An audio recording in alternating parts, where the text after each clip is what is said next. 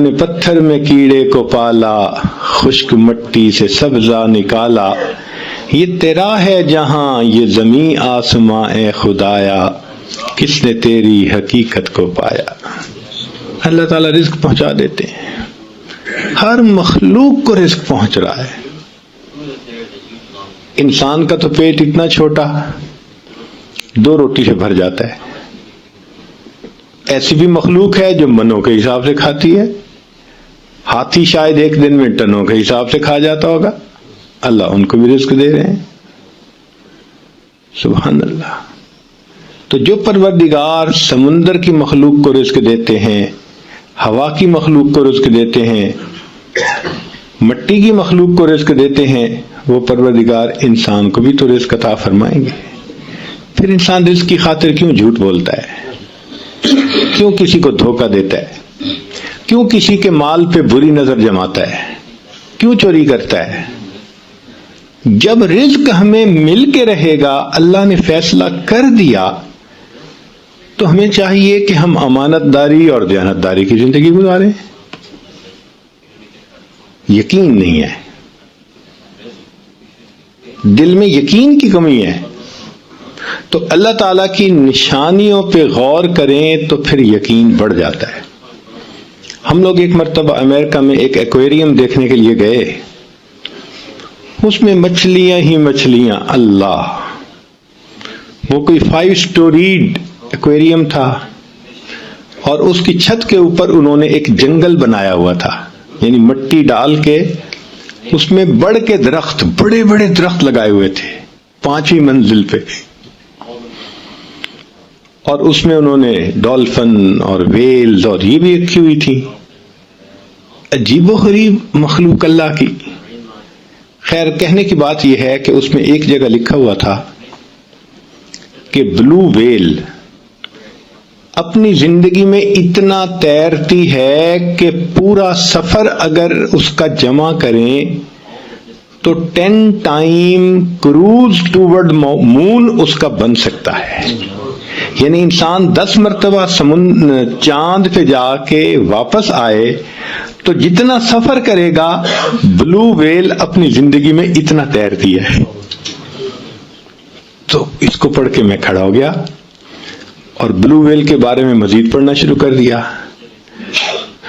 تو انہوں نے لکھا کہ اس وقت دنیا میں جتنے جاندار ہیں، بلو ویل ان میں سب سے زیادہ بڑی ہے، بہت بڑا سائز لکھا ہوا تھا۔ کتنا بڑا سائز ہے؟ لکھا ہوا تھا کہ 200 پاؤنڈ اس کا وزن روزانہ بڑھتا ہے۔ 200 پاؤنڈ تو بندے کا وزن نہیں ہوتا۔ اب جس مخلوق کا وزن 200 پاؤنڈ ڈیلی بڑھ رہا ہے، اس کا اپنا وزن کتنا ہوگا؟ اتنے میں وہاں کام کرنے والا جو سٹاف تھا، ایک آفیسر آ گئے، تو میں نے ان کو روک کے پوچھا، میں نے کہا جی یہ ٹھیک لکھا ہوا ہے؟ بھئی ممکن ہے 20 پاؤنڈ بڑھتا ہو اور اشاریہ لگانے میں غلطی ہو گئی ہو۔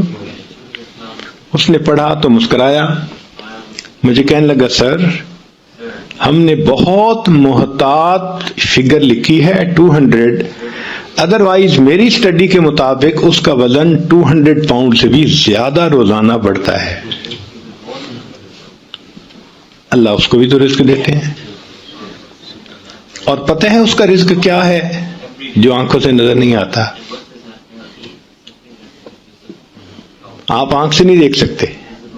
سمندر کے پانی کے اندر مائکرو آرگنیزم ہوتا ہے، بہت چھوٹے چھوٹے جاندار بیکٹیریا ٹائپ، جن کو آپ مائکروسکوپ سے تو دیکھ سکتے ہیں، کھلی آنکھ سے نہیں دیکھ سکتے۔ اب اگر وہ زیادہ بڑھ جائیں تو سمندر کا پانی جو ہے وہ زیادہ بدبودار اور گندا ہو جائے۔ اللہ نے اس کی کلیننگ کے لیے بلو ویل کو بنا دیا۔ بلو ویل کیا کرتی ہے کہ پانی اپنے اندر کھینچتی ہے، اور اس کے اندر ایک جیسے سیمی پرمیبل سکرین ہوتی ہے، اس طرح کی جھلی بنی ہوتی ہے، اس سے پانی گزارتی ہے، تو جو بیکٹیریا ہے وہ اس جھلی کے اوپر رہ جاتا ہے، پانی صاف نکل جاتا ہے، جیسے آپ چائے کو چھلنی میں سے نکالتے ہیں۔ وہ بیکٹیریا جو اتنا چھوٹا ہے، بلو ویل اس کو کھاتی ہے۔ اللہ اکبر کبیرہ۔ وہ پروردگار جو دنیا کی سب سے بڑی مخلوق کو ایسے رزق سے پالتے ہیں جو آنکھوں سے نظر نہیں آتا۔ اے انسان، تجھے اپنے رزق کے بارے میں کیا پریشانی لگی ہوئی؟ اللہ تعالی ہمیں بھی رزق پہنچائیں گے۔ ہمارا کام ہے نیکی کے ساتھ محنت کرنا، رزق اللہ پہنچا دیتے ہیں۔ آپ ذرا غور کیجئے، نبی علیہ الصلوۃ والسلام نے اپنے جوانی کے عمر میں تجارت کا سفر فرمایا۔ خدیجہ الکبریٰ رضی اللہ تعالی عنہا کا تجارتی مال تھا اور قافلہ تھا، وہ لے کر گئے، مال بیچا اور دگنے تگنے پروفٹ پہ وہ بکا۔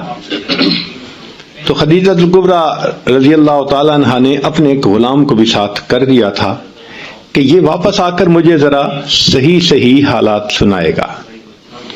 اب پروفٹ کو دیکھ کے اس کو یقین نہ ہوا، اتنا پروفٹ پہلے تو کبھی بھی نہیں ہوا۔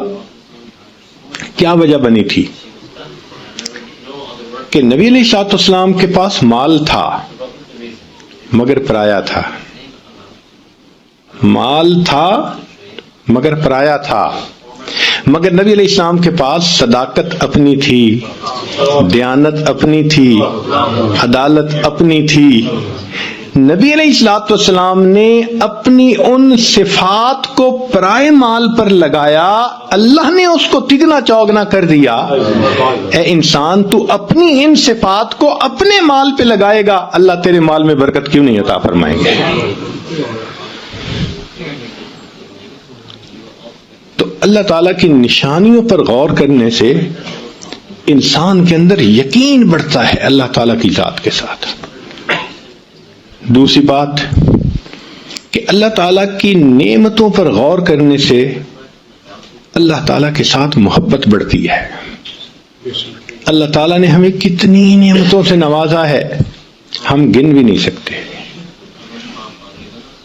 ایک مرتبہ حرم میں ایک آدمی کو میں نے دیکھا، اس کے دونوں بازو اس کے کندھے سے کٹے ہوئے تھے اور وہ نماز پڑھ رہا تھا۔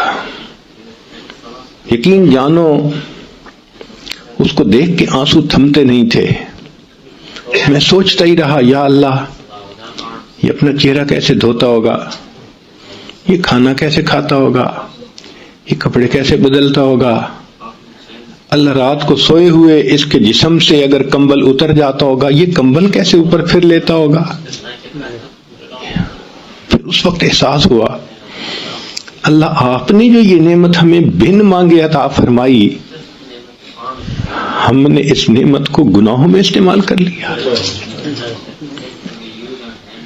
اللہ تعالی ہمیں بینائی نہ دیتے ہم اندھے ہوتے، گویائی نہ دیتے ہم گنگے ہوتے، سماعت نہ دیتے ہم بہرے ہوتے، رزق نہ دیتے ہم بھوکے ہوتے، پانی نہ دیتے ہم پیاسے ہوتے، کپڑے نہ دیتے ہم ننگے ہوتے، اللہ تعالیٰ صحت نہ دیتے ہم بیمار ہوتے، اللہ تعالیٰ اولاد نہ دیتے لاولد ہوتے، گھر نہ دیتے بے گھر ہوتے، اگر اللہ تعالیٰ ہمیں علم نہ دیتے ہم جاہل ہوتے، اگر اللہ تعالیٰ ہمیں عزت نہ دیتے ہم ذلیل ہوتے۔ اے انسان، تو جو عزتوں بھری زندگی گزار رہا ہے، یہ تیرے مالک کا کرم اور احسان ہی تو ہے۔ اللہ کی رحمت کی نظر ہٹتی ہے، انسان گھر بیٹھے بٹھائے ذلیل ہو جاتا ہے، سروں سے دوپٹے اتر جاتے ہیں۔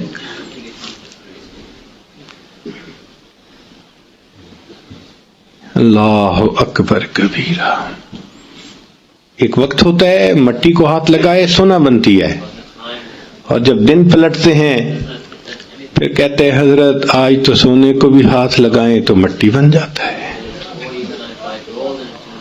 تو ہم اللہ تعالیٰ کی نعمتوں پر غور کریں تو اللہ تعالیٰ کی محبت ہم دل میں بڑھ جائے گی۔ اللہ تعالیٰ کی نشانیوں پر غور کرنے سے یقین بڑھتا ہے، نعمتوں پر غور کرنے سے اللہ تعالیٰ کی محبت بڑھتی ہے، اور اللہ کے وعدوں پر غور کرنے سے اعمال کرنے کی رغبت بڑھ جاتی ہے۔ ہمیشہ اللہ کے وعدے سچے، ہمیشہ سچے۔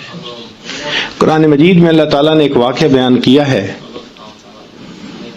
وَأَوْحَيْنَا إِلَىٰ أُمِّ مُوسَىٰ أَنْ أَرْضِعِيهِ، اور ہم نے وحی کی موسیٰ علیہ السلام کی والدہ کی طرف کہ تو اپنے بیٹے کو دودھ پلا، فَإِذَا خِفْتِ عَلَيْهِ، اور اگر تجھے بیٹے کے بارے میں ڈر لگے کہ اس کو پولیس والے پکڑ کے لے جائیں گے، قتل کر دیں گے، فَأَلْقِيهِ فِي الْيَمِّ، تو تم اپنے بیٹے کو دریا میں پھینک دینا، فَلْيُلْقِهِ الْيَمُّ بِالسَّاحِلِ، پھر یہ تیرا بیٹا دریا اس کو کنارے پر لگا دے گا، ساحل پہ لگے گا، مگر یاخذہ عدو لی و عدو اللہ، اس کو وہ بندہ پکڑے گا جو بچے کا بھی دشمن، اللہ فرماتے ہیں میرا بھی دشمن، مگر ساتھ کہہ دیا ولا تخافی ولا تحزنی، تم نے خوف زدہ بھی نہیں ہونا، تم نے غم زدہ بھی نہیں ہونا، انا رادوہ الیک، ہم اسے تمہارے پاس واپس لوٹائیں گے، وجاعلوہ من المرسلین، اور ہم اس کو رسولوں میں سے بنائیں گے۔ اب اللہ رب العزت نے ایک خاتون کے ساتھ، عورت کے ساتھ ایک وعدہ فرمایا۔ آپ جانتے ہیں کہ عورت کتنی کمزور دل ہوتی ہے، اور پھر اپنے بیٹے کے بارے میں کتنی سینسیٹیو ہوتی ہے۔ جنگل کا سفر کرے نا تو بتاتے ہیں کہ بھئی وہاں اگر کسی فیمیل کے ساتھ بچہ ہو تو وہ بہت زیادہ کیئرفل ہوتی ہے، قریب نہیں آنے دیتی کسی کو۔ اگر ایک عام جاندار بچے کے بارے میں اتنا سینسیٹیو ہے تو انسان ہے۔ تو ماں کا دل بچے کے بارے میں تو بہت ہی زیادہ نازک ہوتا ہے۔ اس بچے کے بارے میں اللہ فرما رہے ہیں کہ تو اس کو دریا میں ڈال دینا۔ اب عقل کہتی ہے یا اللہ، آپ نے اگر اسے رسولوں میں سے بنانا ہے تو میں کسی غار میں چھوڑ آتی ہوں، میں اس کو چھت کے اوپر سلا دیتی ہوں، کسی کو پتہ ہی نہ چلے۔ نہیں، اللہ تعالیٰ بندے کے مشاہدے کو توڑتے ہیں، دیکھتے ہیں کہ اس کو میرے وعدوں پہ یقین ہے یا نہیں، اس لیے فرمایا تو نے اسے پانی میں ڈالنا ہے۔ عقل کہتی ہے کہ پانی میں ڈالنے کے لیے مجھے ایک بکسا بنانا پڑے گا، اگر اس میں نے سانس لینے کے لیے سوراخ چھوڑے کہ ہوا جائے تو ان سوراخوں سے پانی اندر جائے گا، بچہ ڈوب کے مر جائے گا۔ اگر اس کو واٹر ٹائٹ بنایا تو وہ ایئر ٹائٹ بھی ہو جائے گا اور بچہ دم گھٹ کے مر جائے گا۔ عقل کہتی ہے تیرا بچہ بچ نہیں سکتا، مگر حکم خدا ہے دریا میں ڈالو۔ یہ ایک ٹیسٹ ہے، یہ ایک امتحان ہے، اور امتحان بھی ماں کا بچے کے بارے میں کتنا کمزور دل ہوتا ہے، مگر وہ خاتون اللہ کے وعدے پر یقین رکھتی تھی، بھروسہ رکھتی تھی۔ چنانچہ جب ایسا ماحول ہوا کہ خطرہ ہوا، اس نے بچے کو ایک بکسے میں ڈالا اور بکسے کو دریا میں ڈال دیا۔ ذرا غور کیجئے، جب اس نے بکسے کو دریا میں ڈال دیا ہوگا دل کا کیا حال ہو رہا ہوگا۔ واپس گھر آ گئی، دل اداس ہے، غمزدہ ہے، کہہ بھی نہیں سکتی، رو بھی نہیں سکتی، مگر چپ ہے، پتہ نہیں میرے بچے کے ساتھ کیا بنا ہوگا۔ اب ادھر اللہ تعالیٰ نے اس بچے کو کنارے تک پہنچا دیا۔ فرعون اپنی بیوی کے ساتھ وہاں پر چہل قدمی کر رہا تھا، تو اس کے ساتھ اس کے غلام تھے، انہوں نے بکسا دیکھا، پکڑا، لا کے پیش کر دیا۔ اس نے کہا کھولیں۔ جب انہوں نے بکسے کو کھولا، اللہ تعالیٰ فرماتے ہیں وَأَلْقَيْتُ عَلَيْكَ مَحَبَّةً مِّنِّي، اے میرے پیارے موسیٰ علیہ السلام، ہم نے آپ کے چہرے پر محبت کی تجلی ڈال دی تھی۔ ایک تو بچہ ویسے ہی خوبصورت ہوتا ہے بچپن میں، تو اللہ فرماتے ہیں کہ ہم نے محبت کی تجلی، تو مفسرین نے لکھا اتنا خوبصورت چہرہ تھا، چمکتا چہرہ تھا کہ بچہ تو ڈائمنڈ کی طرح، ایک معصومیت، اوپر سے خوبصورتی۔ تو اس کو دیکھتے ہی فرعون کی بیوی اپنا دل دے بیٹھی، کہنے لگی لا تقتلوہ، اسے قتل نہیں کرنا، عسیٰ ان ینفعنا او نتخذہ ولدا، ہم اس کو اپنا بیٹا بنائیں گے، ہم اس سے نفع پائیں گے۔ اب جب بیوی نے کہہ دیا تو فرعون جو ہزاروں بچوں کو قتل کروا چکا تھا کہنے لگا ٹھیک ہے، اگر تم کہتی ہو تو میں ایسا نہیں کرتا۔ اب یہ آیت پڑھ کے ہم عورتوں کو کہتے ہیں کہ تم کہتی ہو خاوند نہیں سنتا، وہ تو بڑے بڑے فرعون سنا کرتے تھے، بیوی کی کون نہیں سنتا ہے؟ تو وہاں پر بیوی نے کہہ دیا لا تقتلوا، اس کو قتل نہیں کرنا، ہم بیٹا بنائیں گے۔ تو فرعون نے دین اینڈ دیئر ڈیسیژن لے لیا، ہم نے اسے قتل نہیں کرنا، ہزاروں کو قتل کروا چکا ہے۔ دیکھو اللہ نے کیسے بچے کو بچایا۔ اب جب بیٹا بنا لیا، ہوا یہ تھا کہ اس کے ذہن میں یہ بات گئی تھی فرعون کے کہ جب اس بچے کو بیٹا بنا کے اپنے گھر میں پالوں گا تو یہ مجھ سے کیوں تخت و تاج چھینے گا، یہ تو میرا وفادار ہوگا، لہذا چلو میں اس کو قتل نہیں کرواتا۔ اب اس نے کہا کہ بچے کو لے کے چلو۔ اس زمانے میں یہ فیڈر کی مائیں نہیں ہوتی تھیں، عورتیں ہی بچے کو دودھ پلا سکتی تھیں، تو بچے کو دودھ پلانے کا وقت آ گیا۔ ایک عورت دودھ پلاتی ہے، بچہ نہیں پیتا، اللہ تعالیٰ فرماتے ہیں وَحَرَّمْنَا عَلَيْهِ الْمَرَاضِعَ مِنْ قَبْلِ، ہے میرے پیارے موسیٰ علیہ السلام، ہم نے ان کے اوپر عورتوں کے دودھ کو پہلے ہی حرام کر دیا تھا، یعنی وہ سوٹ نہیں کرتا تھا اس بیبی کو، لہذا جو عورت آتی دودھ فیڈ کرتی وہ نہیں پیتا، دودھ فیڈ کرنے لگتی وہ بچہ نہیں لیتا۔ تو فرعون نے کہا کہ بھائی ذرا اعلان کرو کہ جتنی بھی عورتیں دودھ پلانے والی ہیں وہ آئیں اور ذرا آ کے دیکھیں۔ رات گزر گئی، بچے نے کسی کا دودھ ایکسپٹ نہیں کیا۔ فرعون کو نیند بھی آ رہی ہے، تھکا ہوا بھی ہے، اب وہ وش کرتا ہے کہ کسی عورت کا دودھ یہ ایکسپٹ کرے تو ہمارا مسئلہ حل ہو، مگر بچہ رو رہا ہے، بیوی سے رونا نہیں دیکھا جاتا اور اس سے بیوی کی پریشانی نہیں دیکھی جاتی، اور عورتیں آ رہی ہیں مگر ان کا دودھ بچہ قبول نہیں کرتا۔ ساری رات گزر گئی، اللہ تعالیٰ فرماتے ہیں وَأَصْبَحَ فُؤَادُ أُمِّ مُوسَىٰ فَارِغًا، اور موسیٰ علیہ السلام کی والدہ نے جو رات گزاری بڑے بےتابی میں، اور اس نے غم زدہ دل کے ساتھ صبح کی، ان کادت لتبدی بہ لولا اربتنا علی قلبہا، اگر ہم اس کے دل کو گرا نہ دیتے تو وہ تو اپنا راز کھول بیٹھتی۔ کیا مطلب؟ رو لیتی، لوگوں کو پتہ چل جاتا کہ وہ گمشدہ بچہ اسی کا ہے۔ اللہ فرماتے ہیں ہم نے دل کو گرا دے دی، تسلی دے دی، وہ روئی نہیں مگر غمزدہ تو تھی۔ صبح اٹھ کے بیٹی سے کہنے لگی، موسیٰ علیہ السلام کی جو بہن تھی، لڑکپن میں تھی وہ بھی، بیٹی جاؤ ذرا دیکھو بھائی کس حال میں ہے۔ وہ بچی دوڑی ہوئی گئی اور اس نے جا کے وہاں جو حالات دیکھے کہ ایک عورت دودھ پلانے لگتی ہے، بچہ نہیں قبول کرتا، پھر دوسری دودھ پلاتی ہے، پھر تیسری، ایک لائن لگی ہوئی ہے۔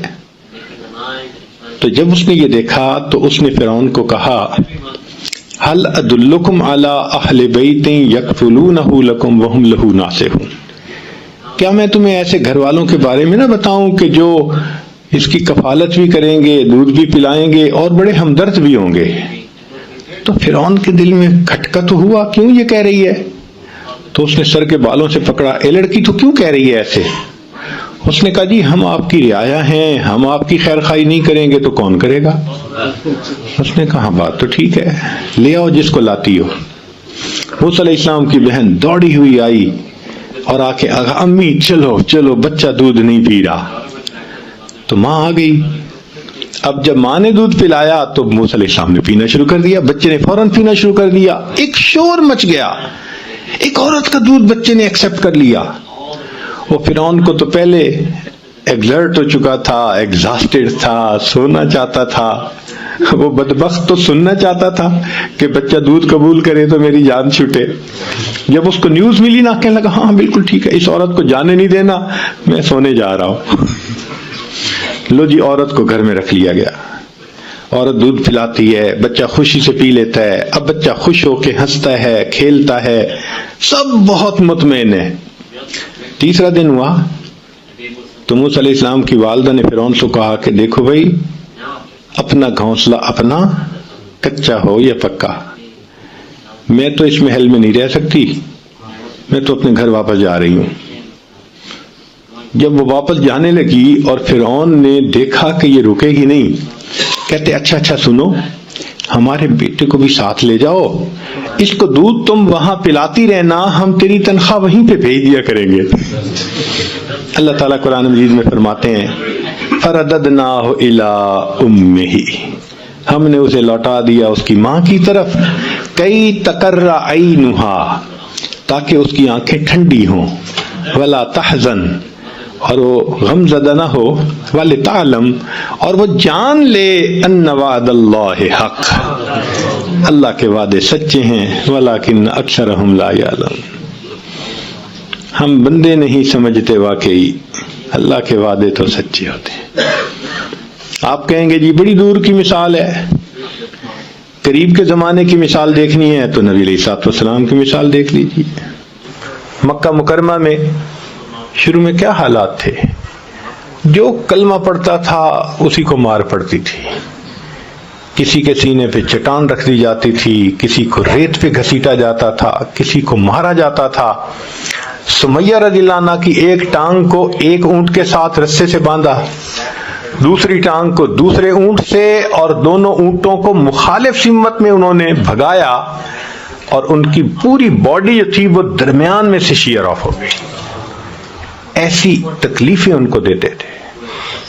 خود نبی علیہ الصلوۃ والسلام مسجد میں نماز پڑھ رہے ہیں، اونٹ کی اوجڑی گندگی سے بھری ہوئی اوپر ڈال دی، اتنی وزنی تھی کہ نبی علیہ السلام اٹھ نہیں سکتے تھے۔ پتہ چلا تو سیدہ فاطمہ الزہرا لانا آئیں، بیٹی آئیں جو بھی تھیں، سیدہ زینب شاید تھیں، تو انہوں نے آ کے اس کو ہٹایا، تب نبی علیہ السلام نے اٹھ کر دوبارہ نماز مکمل کی۔ ابو بکر لانو کو مارا گیا، خود نبی علیہ الصلوۃ والسلام کے مبارک گلے میں چادر ڈال کے گھسیٹنے کی کوشش کی گئی۔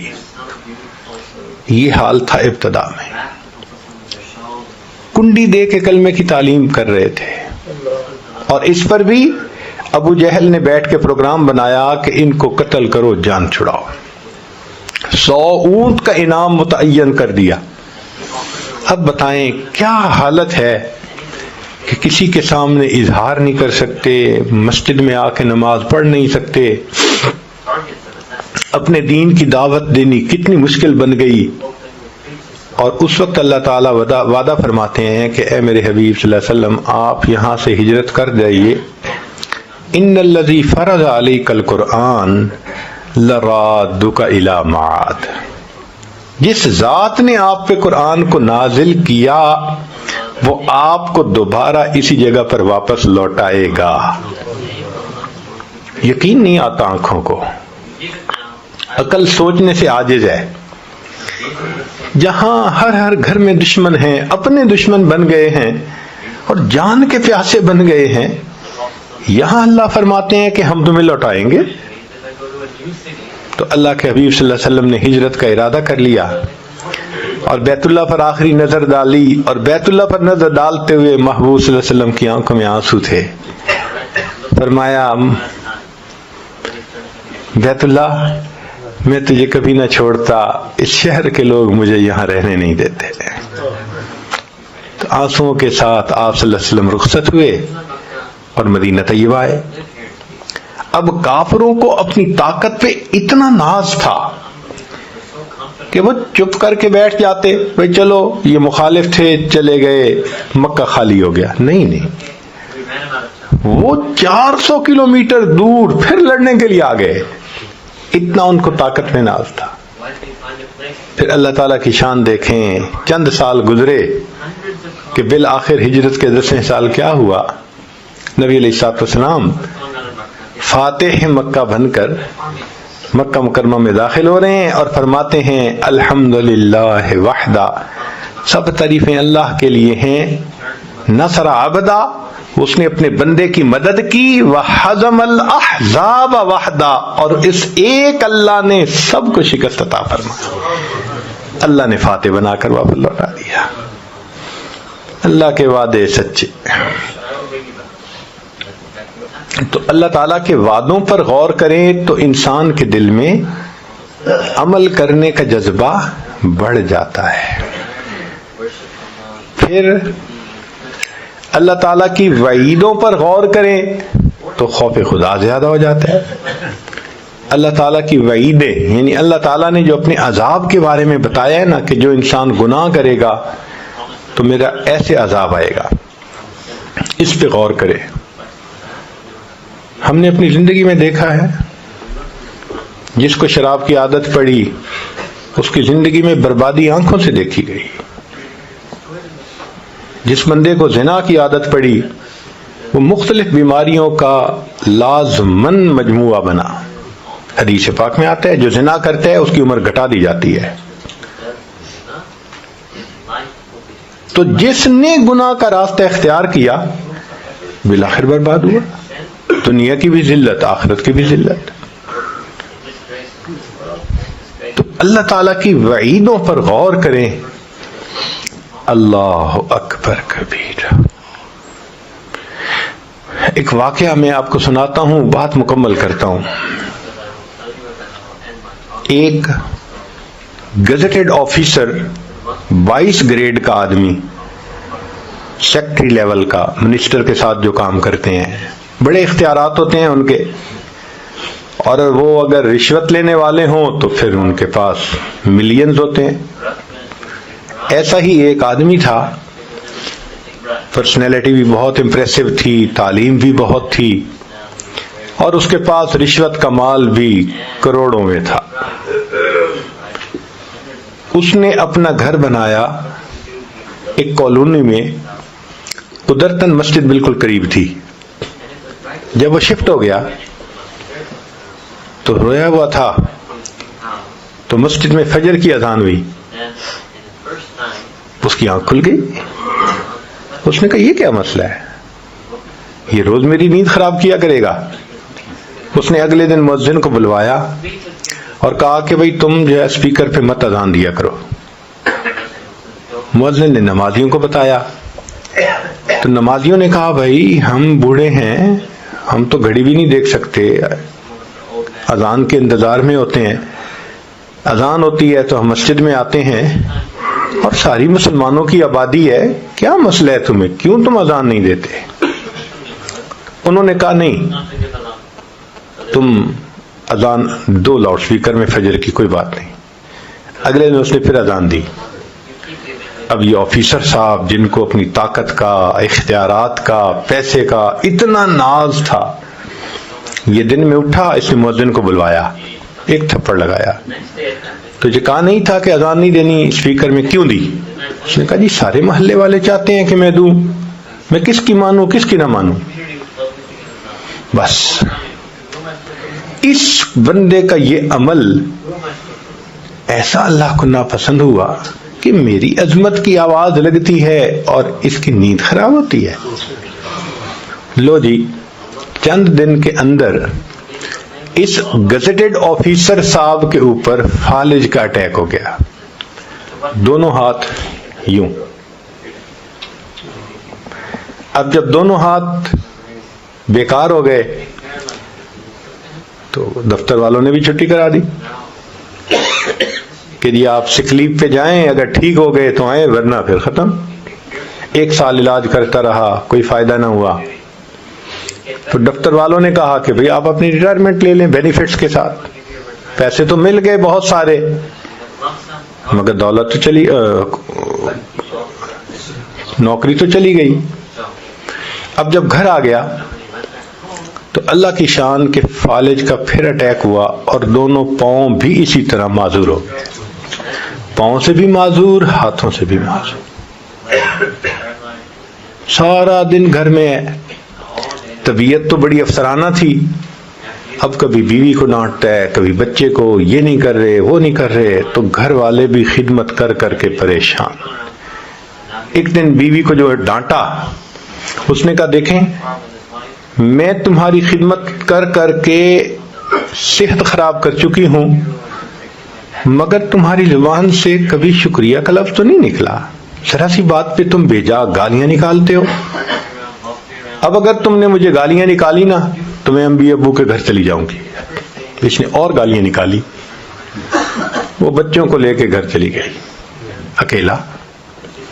اس نے اپنے بھائی کو پیغام بھیجا کہ بھئی بیوی تو مجھے چھوڑ کے چلی گئی تو تم جو ہے میرے کیئر ٹیکنگ کرو۔ تو بھائی نے اسے اپنے گھر بلوا لیا، بھائی کی بیوی بچے وہ سب اس کی خدمت کرتے مگر طبیعت تو بگڑی ہوئی تھی نا، شاہانہ طبیعت تھی، افسرانہ طبیعت تھی، غصہ کرنا، ڈانٹنا، گالی نکالنا وہ تو معمول تھا۔ وہاں بھی اس نے یہی حساب کیا۔ تو ایک دن بھائی کی بیوی کو جو گالی نکالی تو اس نے اپنے خامن سے کہا کہ یا اسے گھر میں رکھ لو یا پھر مجھے رکھ لو۔ تو بھائی نے کہا کہ بھئی دیکھو میں نے آپ کو منع کیا تھا کہ یہ آپ کی خدمت کر رہے ہیں میرے بیوی بچے، تو تم بجائے اس کے کہ ان کا احسان مانو اور ان کے ساتھ اچھا سلوک رکھو، تم ایسے ڈانٹتے ہو جیسے معلوم نہیں انہوں نے کیا جرم کر لیا۔ اس نے بھائی کو بھی ڈانٹنا شروع کر دیا، تم زن مرید بن گئے ہو، تم فلاں ہو گئے ہو۔ جب بچوں نے دیکھا کہ ہمارے ابو کو ڈانٹ رہے ہیں تو وہ تو نہیں سن سکتے تھے، لو جی انہوں نے اس کی چارپائی سے اس کو اٹھایا اور باہر لا کر سڑک کے کنارے ڈال دیا کہ تو جان اور تیرا کام جانے۔ اب ہاتھ بھی کام نہیں کرتے، پاؤں بھی کام نہیں کرتے، اس کے پاؤں دونوں سینے کے ساتھ لگے ہوئے ہیں، ہاتھ بھی سینے کے ساتھ لگے ہوئے ہیں، زندہ لاش ہے ایک طرح سے، سڑک کے کنارے پڑا ہے۔ رات تو گزر گئی، صبح ہوئی تو بھوک بھی بہت لگی ہوئی ہے۔ اب سوچ رہا ہے کہ میں کیا کروں، کوئی ہے بھی نہیں۔ جب بہت بھوک لگی تو اللہ کی شان کہ جو 7 لوگ گزر رہے تھے نا پیدل، ان سے اس نے بھیک مانگنی شروع کر دی، اللہ کے نام پہ مجھے کچھ دے دو، اللہ کے نام پہ مجھے کچھ کھلا دو۔ جس اللہ کا نام سن کے یہ کہتا تھا میری نیند خراب ہوئی، آج اسی اللہ کے نام کی بھیک مانگ رہا ہے، سڑک پہ پڑا ہوا۔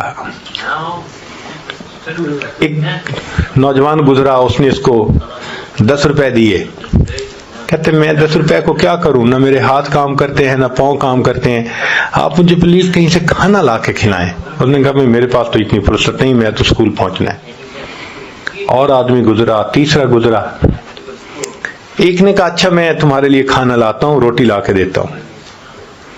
وہ گیا اور قریب والے ہوٹل سے روٹی اس نے خریدی اور روٹی خرید کر اس کو دی۔ اس نے کہا مجھے کھلائیں، اس نے کہا میرے پاس اتنا ٹائم نہیں ہے، میں نے لا کے دے دی ہے، اب تو خود کھائیں۔ کہنے لگا میں تو کھا نہیں سکتا۔ اس نے کہا جی میں یہاں رکھ دیتا ہوں۔ کہنے لگا رکھو نہیں، مجھے دے دو۔ اب ہاتھ بند تھے، ہاتھ میں روٹی لے نہیں سکتا تھا۔ یہ پاؤں جو اس نے یوں سینے پہ آیا ہوا تھا فالج کی وجہ سے، پاؤں کے انگوٹھے اور انگلی کے درمیان اس نے روٹی کو پکڑا اور جس طرح کتا پاؤں میں روٹی کو پکڑ کے منہ سے نوچتا ہے، اس طرح نوچ نوچ کے روٹی کو کھانے لگا۔ اللہ اکبر کبیرہ۔ جس کو اپنے حسن پہ ناز تھا، دولت پہ ناز تھا، اختیارات پہ ناز تھا، اتنا نافرمان بن گیا کہ اللہ کا نام سنتا ہے تو کہتے ہیں میری نیند خراب ہوتی ہے۔ آج سڑک پہ پڑا ہوا ہے، پوچھنے والا کوئی ہے نہیں، نہ گھر ہے نہ در ہے، اللہ کے نام کی بھیک مانگتا ہے، اور اگر کوئی روٹی دیتا ہے تو پاؤں سے پکڑ کے منہ سے روٹی کو نوچ نوچ کے کھا رہا ہے۔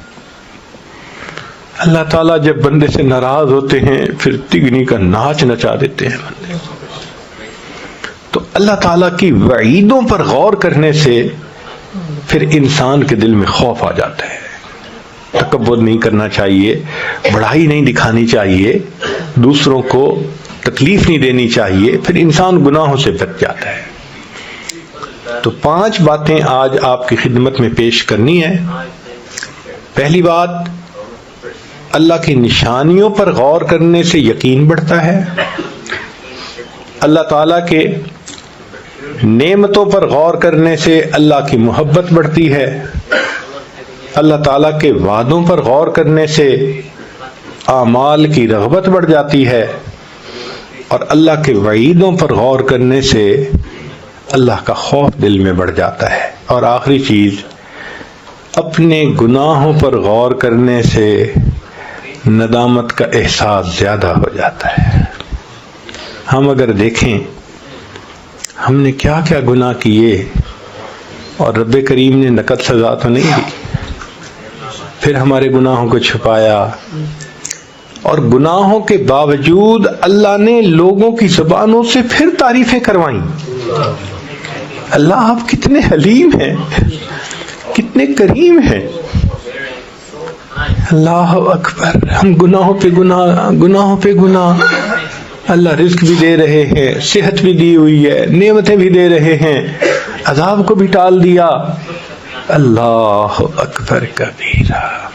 واقعی ہمیں چاہیے کہ ہم اپنے گناہوں کے بارے میں سوچیں اور اپنے گناہوں پہ نادم اور شرمندہ ہوں۔ بکری اپنے مالک کی زیادہ وفادار، وہ گھاس کھا رہی ہوتی ہے نا تو بکری چرانے والا دور سے آواز کرتا ہے اور بکری گھاس کھانا چھوڑ دیتی ہے۔ بکری نے مالک کی آواز پر گھاس کھانا چھوڑ دیا، ہم نے اپنے رب کے کہنے پہ گناہ کرنا تو نہیں چھوڑے، جانور سے بھی گئے گزرے بن گئے۔ ڈاکٹر کے مشورے سے مریض حلال غذائیں چھوڑ دیتا ہے، جی مجھے کریم چیزیں نہیں کھانی، جی مجھے ہائی کولیسٹرول چیزیں نہیں کھانی، جی مجھے یہ میٹ نہیں کھانا، فلاں نہیں کھانا۔ ڈاکٹر کے کہنے پہ اگر مریض کھانے چھوڑ دیتا ہے، اللہ کے کہنے پہ ہم حرام چیزوں کو کھانا کیوں نہیں چھوڑ، حرام چیزوں کو پینا کیوں نہیں چھوڑ سکتے؟ جانوروں سے بھی گئے گزرے بن گئے۔ تو انسان نیکی کرے تو اللہ کی مدد آئے گی، گناہ کرے تو پھر اللہ کی طرف سے پکڑ آئے گی۔ اس لیے حضرت مفتی منشفی رحمۃ اللہ علیہ نے ایک عجیب بات لکھی ہے، فرماتے ہیں کہ اے انسان تو جتنا چاہے گناہ کر، اے انسان تو جتنا چاہے گناہ کر، اگر اللہ نے تیری اسی زندگی کو جہنم نہ بنا دیا تو یاد رکھنا۔ اور واقعی ایسا ہوتا ہے، ہم دیکھتے ہیں جو گناہوں میں پڑتے ہیں نا، ایسا الجھتے ہیں کہ اپنی زبان سے کہتے ہیں جی اس جینے سے تو مر جانا بہتر ہے، اب تو مر جاتا تو اچھا تھا۔